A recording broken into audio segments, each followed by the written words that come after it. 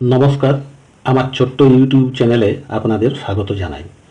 অভিষেক মডেলকে সামনে রেখেই তৃণমূলের আগামী দিনের পথ চলা অব্যাহত থাকার একটা স্পষ্ট ইঙ্গিত ফুটে উঠেছে দলনেত্রী মমতা বন্দ্যোপাধ্যায়ের মন্তব্যে। লোকসভা নির্বাচনের পর পরবর্তী পাখির চোখ 2026 সালের বিধানসভা নির্বাচনে অভিষেক বন্দ্যোপাধ্যায়ের পরামর্শ ও মতামতকেই সর্বাধিক গুরুত্ব দিয়ে দলকে এগিয়ে নিয়ে যেতে চান তৃণমূল নেত্রী মমতা বন্দ্যোপাধ্যায়।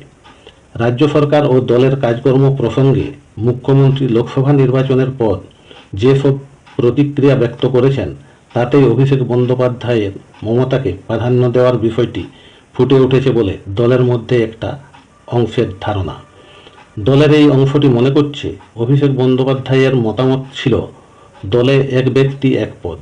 এবার এই বিষয়টিও দলের আলোচনায় উঠে আসতে পারে। এক ব্যক্তি এক পদ বিষয়টি নিয়ে দলের মধ্যে দড়ি টানাটানি হয়েছিল। দলের মধ্যে নবীন প্রবীণদের দ্বন্দ্ব আরও বেশি করে মাথাচাড়া দিতে পারে এই আশঙ্কায় তৃণমূল নেত্রী বিষয়টিকে তখনকার মতো চেপে দেন।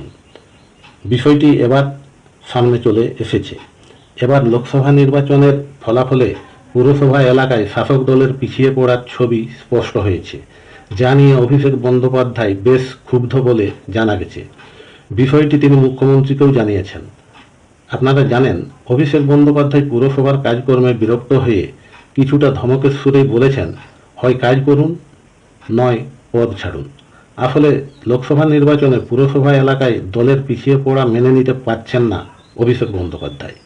তাই তিনি মুখ্যমন্ত্রীকে জানিয়ে দিয়েছেন, দলের কোথায় কোথায় খামতি রয়েছে সেগুলি চিহ্নিত করে এখন থেকে তা মেরামত না করলে আগামী বিধানসভায় দলকে তার খেসারত দিতে হতে পারে।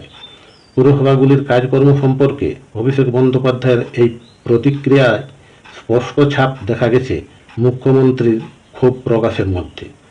অভিষেকের সুরেই মুখ্যমন্ত্রী পুরসভাগুলিকে বলেছেন, কাজ না করলে কাউকে রেয়াত করা হবে না। সাময়িক বিরতির পর দলের কাজে ফিরলেই লোকসভা ভোটের পর্যালোচনার পাশাপাশি দলে অনেকটা রদবদল করার কথা শোনা যাচ্ছে। দলের শীর্ষস্থানীয়দের কেউ কেউ বলছেন, দলের মাথায় থাকবেন দলনেত্রী মমতা বন্দ্যোপাধ্যায়, আর তার অধিকারের তালিকায় শীর্ষে থাকা অভিষেক বন্দ্যোপাধ্যায়ের মডেলেই দল এগিয়ে যাবে। নমস্কার।